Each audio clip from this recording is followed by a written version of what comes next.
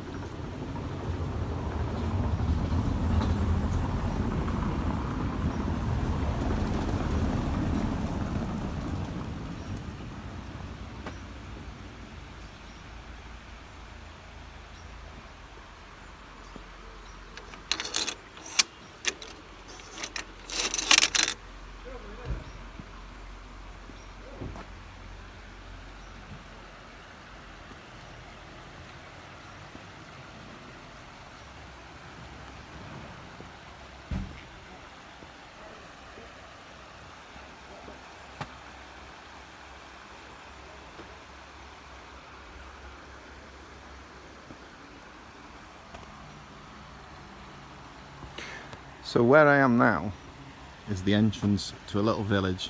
There must be about 100 people live in this village. There's not too many houses, and the majority of the houses in this village are guest houses. So the houses that people own and live in, and they've converted them into cheap little digs for people like us that are going trekking on the wall. Where I am now is on the street to the guest houses, and there's one house now, and then if you look further down here, there's more houses all the way along there. Our house is round the corner, which I'm gonna let you have a look at in a minute. Show you these statues that are on the street.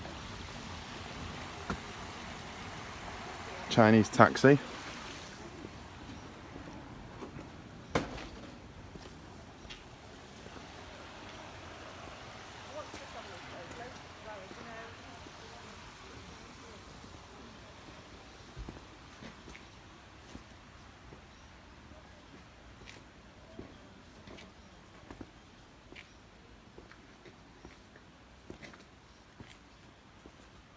Absolutely crazy. This is just a street of houses where people live. And this river here lights up at night time all the way along the edge, and it's full of koi carp. Probably can't see any there, but there's some big koi carp. And this is actually a stream in China. We'd call this a river. The Chinese call this a stream. Okay, so this is looking back down the street where I was before. I was down there. The statues are along here, and the entrance to the river is just round the side of this building there. Well, there's various points to the river along. I don't know what this building is. I think it's a meditation place or a temple for the villagers or something, I don't know.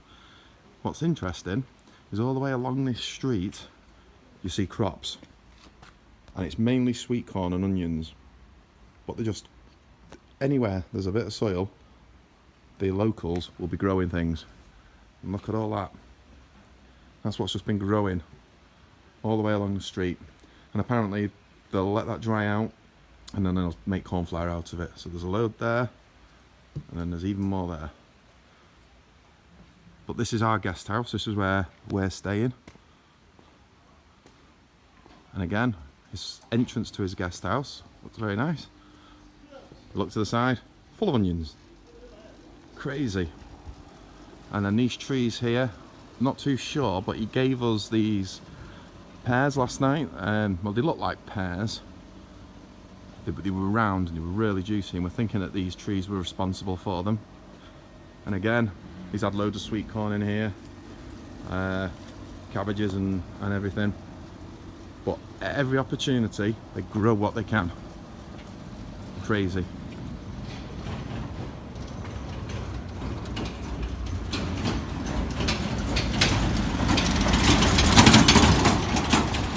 One of the locals. Such an amazing place. So this is another angle of the river. You can see all this here.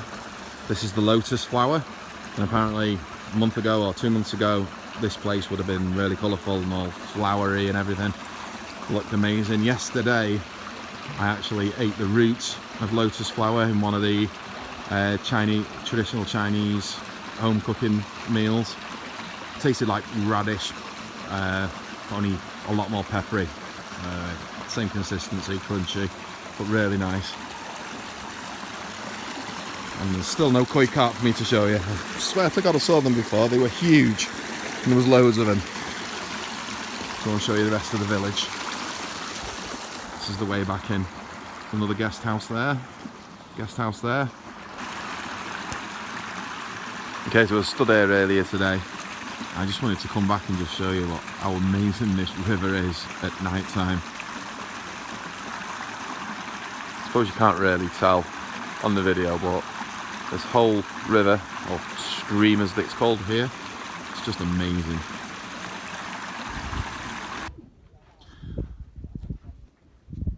Okay, so day 4. We're here in Gubacao on our way to Jinseling, I think it is. We've walked through the hills here onto this part of the Great Wall here. On the first 2 days of our trek, we were on this section here, which was very wet, and then the second day is behind along here somewhere, which I don't think you'll be able to see. So today, come all the way along here. Just had some photos on that peak and tower there.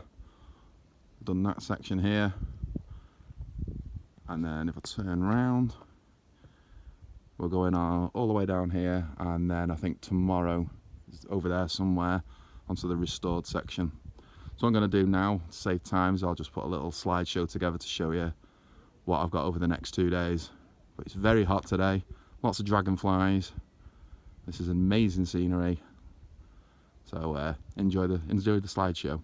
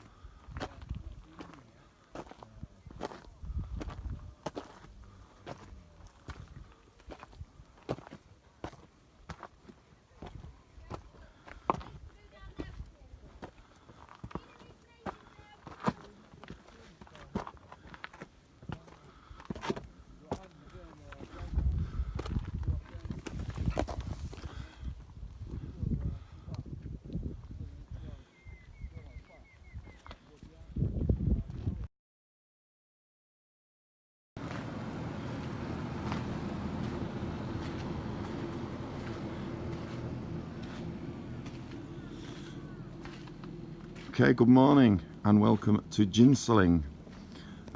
This is the 4th day of our trek and I'm just outside our guest house for last night and tonight.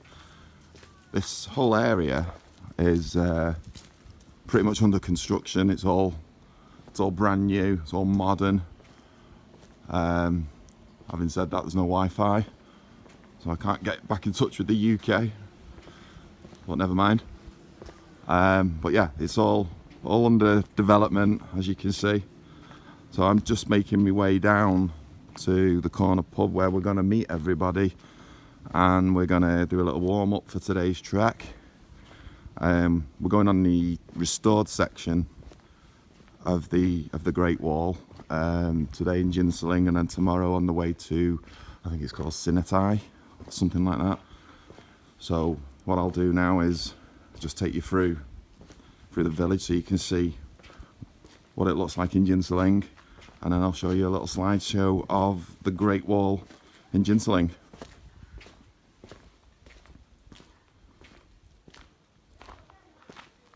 There's another guest house there, and this is the main street.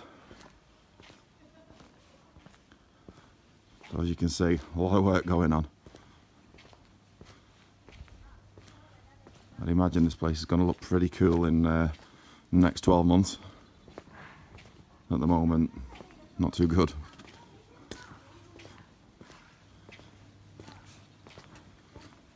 Some chickens just out for an early morning walk on the street, you know, as you do.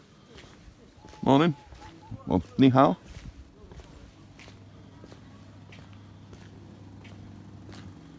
So yeah, that's Jinseling. So enjoy the slideshow, guys.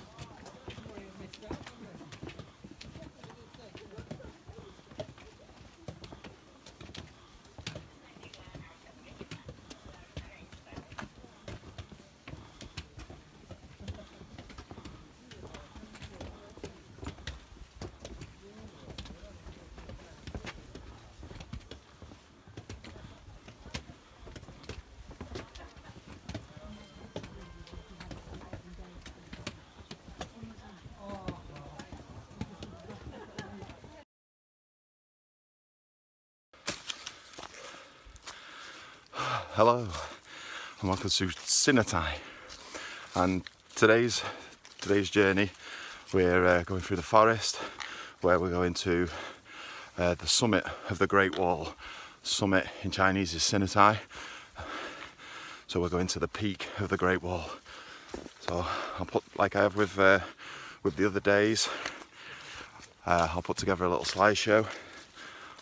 I'm going to imagine there's going to be some spectacular scenery up there. Okay, cheers.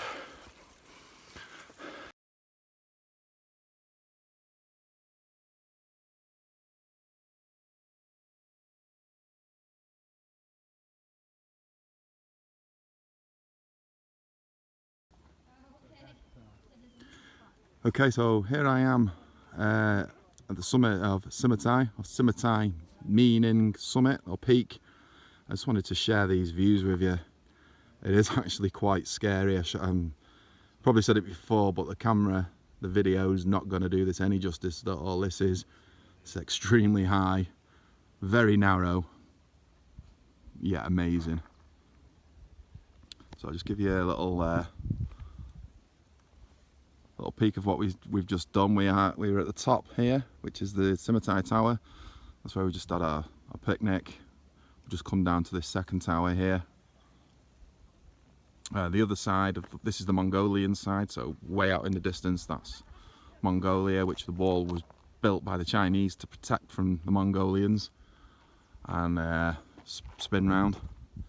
This is what's left of the bit of the wall that I'm stood on. Not much. Nature's took over. Spin back round again, and Beijing is somewhere out there, which this wall was here to protect. So yeah, I just wanted to share that with you. It's extremely high up here.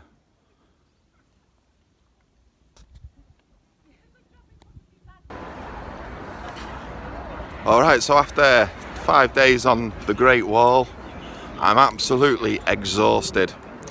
The sights I've seen are breathtaking. You just can't describe what I've seen, what I've been through, what I've achieved these last 5 days. It's been unbelievable. Anyway, the trip continues. I think today's day 6 in China. I'm back in Beijing. Got back in Beijing late last night, so I was pretty tired last night. Had a good night's sleep, and we're up bright and early, and we're here, and already I can't believe what I am seeing. I'm here in Tiananmen Square. Just take a look at this. This is absolutely mental. So many people. I've never seen people on a scale like this. You don't get this at Old Trafford or Anfield or anywhere. This is just mental.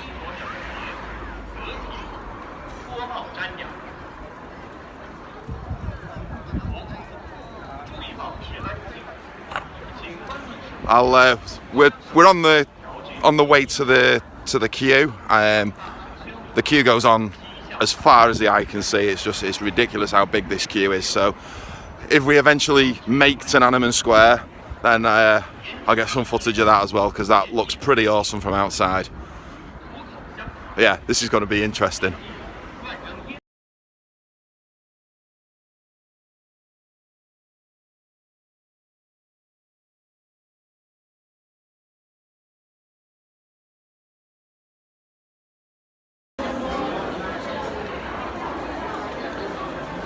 Alright, okay, so that was Tiananmen Square, which was pretty impressive. We're now making our way through the underpass into the Forbidden City. So I'll put a few little photos together, and imagine this is going to be pretty spectacular as well.